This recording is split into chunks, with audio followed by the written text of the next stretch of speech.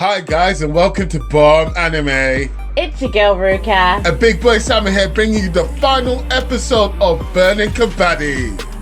So you were actually right. That is 2 for 2 this week. You are doing it. Well, I'm learning from you, to be honest. You know what? Man's out here trying to be like you. You know what it is. Getting it right. Big Boy Summer was right. So they actually won, not just won, but they actually smashed it as a win. Like, they smashed it because Yoigoshi came here with a loner. Yeah, so you've seen 3 loners. One was to themselves, one was by Masato, and one was by Yoigoshi. That was fantastic. Yeah. It was a really good match, and I'd like to congratulate your analysis of what you've been saying for the past few weeks. How glad you are that we haven't just jumped into the tournament and they didn't rush anything. They've really set a really good foundation for season 2 if we get one. And I really hope we do, because it's been really nice, listening and watching this every single week. So I think that in this episode, Yoigoshi really overcame himself. I've been saying this for like the last few episodes, that he just keeps being impulsive, ruining it for himself because he's distracted, getting too angry and not focusing properly, and he has been battling it with himself. And like I said, he was although he had those issues, he was improving all of the time. And in this episode, really, he couldn't have done what he did today had he not have put the work in, not just to like being physically fit and learning new techniques, but actually battling his own attitude and his thought process and his focus. I also want to add to that, because it wasn't just that, it was him also being true to who he actually is. He was a footballer and he used them skills in the beginning because that's all he knew, but he wasn't closed off to learning. And all throughout this match, he's been watching some monsters in the game do some really tremendous things, and he was learning. This, as he said, was a practice match because he took in the work and learnt from the practice of others. And I have to admit, that is a true way to be an MC, innit? That is what shonen is all about, really. Fight the big bad guy, learn some things, come back stronger. And he was doing it as we went along with him. I thought that was fantastic. I actually like the note that it left on for both teams, because Kyoryu are going to get even better with this last match, because it was the first time from what they've shown us that the team has actually done something. They've said all the way through these episodes, we rely on Sakura, we're nothing without you, this team is just you carry us, and they've just had this rhetoric the whole time. But they didn't let that stop them when Sakura got kept out right at the end. They were just like, you know what, yes, he has carried us for all of this time, but now it is our time to turn around and support him. They didn't mope or act like little bitches. They stepped up to the plate, and now when they go back home, they can actually take that with them, and their team is going to be unstoppable. Apart from, our guys are gonna stop them though. Like, I want to talk about Nuken in this situation as well towards the end, and the note that they left us as well. They basically showed that everybody's got fight in the team. They might not be the best, they might not be the strongest, but even Mizumi can do something right. And when you see something like that, you know that that team is strong. Because when your weakest link can take down the beast, then the rest of the team can do wonders. Look, Mizumi finally did something right. No, you can't wrong that.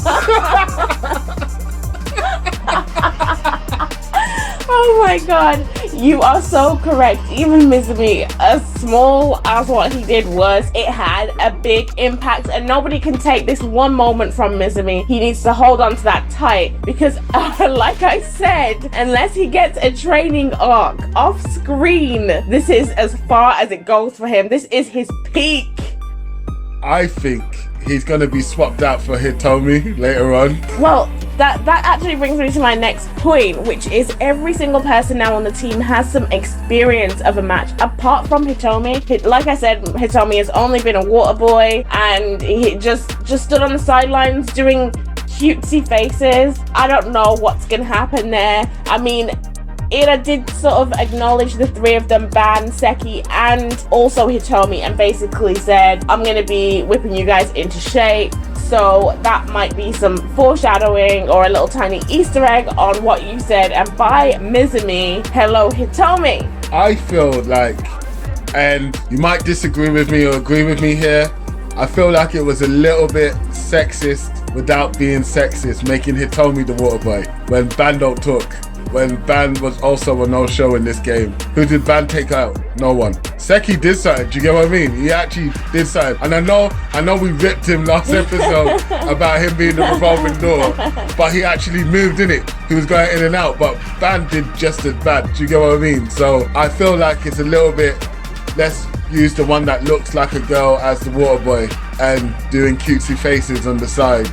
It was kind of weird for me watching that, slightly uncomfortable, but maybe because of the lens I was looking at it through, I'm not sure. Did you get that vibe? Well, yes and no. Yes, it is, but I think it's not so much as just a sexism issue as it is just a stereotype kind of issue. Okay. You've got the bullied kid who has this really, really dark hairdo and is really, really quiet. You have got the overweight character that's constantly sweating even if he isn't doing really anything at all. He always looks like he's huffing and puffing. And then you've got the gender bender character who is really meek, despite saying outwardly, you know, I am a boy, it's just the hairstyle. Every single characteristic is extremely feminine. All of the facial features are extremely feminine, so it's like they're using stereotypes as a character. And I think that this might be an issue because sometimes when you're adding in a character and you haven't actually spent any time developing them, one little thing becomes their whole personality. I think that this is an issue now, but they do have a really big chance to sort this out in season 2 when they give them more of a personality, give them more dialogue and more interactions with the other characters so that we can see more from them. I agree with you. Like, I didn't notice the whole other tropes in that way, but yeah, when you talk about it, that is exactly what they are. And them not giving them 3 more than what they gave us is a slippery slope. And if we do go into season 2 and the writing doesn't get better, i.e. the characterization gets better, they're just going to be there for the fun of it, which would be a shame because that's 3 characters that you can bring interesting storylines to. I think that they do have a chance. I mean, you are right, it is a slippery slope, but at the same time, they did get introduced to us very late in the game with not much chance to actually develop them. Musashino seems to want to take time on developing his story. That is why we had these only 2 matches that lasted about 3 episodes each, I think it was. 3 to 4 episodes each. He's taking time on them. He developed the other team, so I do not think that at this point he's just gonna say, F the other characters. I do really think that we are going to get it in season 2. I have high hopes because everything else has shown me that he knows what he's doing. No, I agree with you. I'm not too worried, but I've been let down before.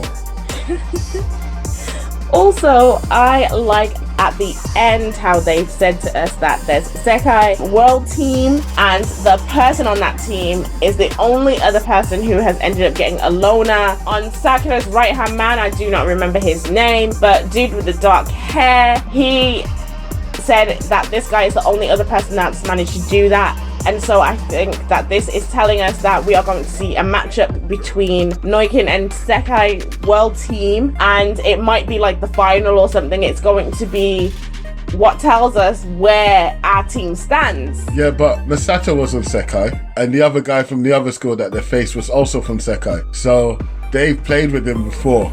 Well, we know that those 2 have, but the rest of the team, they're all really new to this, so this is going to... it's going to be a make or break. No, I agree with you. I'm just wondering, is Masato going to train his team for that? Because he's a bit flimsy with the training side, in my opinion. They seem to be learning on the fly rather than actually putting the work in. Is he going to be like, oh yeah, by the way, there's this beast that's better than me and good luck? or like maybe they're rivals. Yeah, because they said there was a little friendly rivalry between these two because of their relationship to each other. Could there be something else, a little bit more sinister going on the other side? Yeah, exactly. I want to be honest, again, it'll make for a great storyline anyway, so I'm just here for it, to be fair. So guys, that is it from us. Why don't you guys let us know what you think in the comments about the entire season, and also why don't you let us know what you think is going to happen in season 2? Don't forget to like, subscribe and share. Peace.